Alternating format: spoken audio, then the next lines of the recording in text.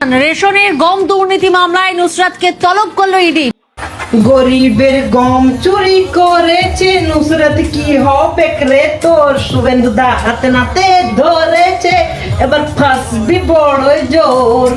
দুর্নীতির সাথে মিশে তুই হয়েছিস গম চোর। নুসরাত গম চুরি করেছে, লজ্জা লাগে নাই তোর? শুভেন্দু দা হাতে নাতে ধরেছে, এবার ফাঁসবি বড় জোর। চোরের দলের সাথে এক সন্ধি করেছি, তিয়ারের জেলখানায় তোকে বন্দি করেছি।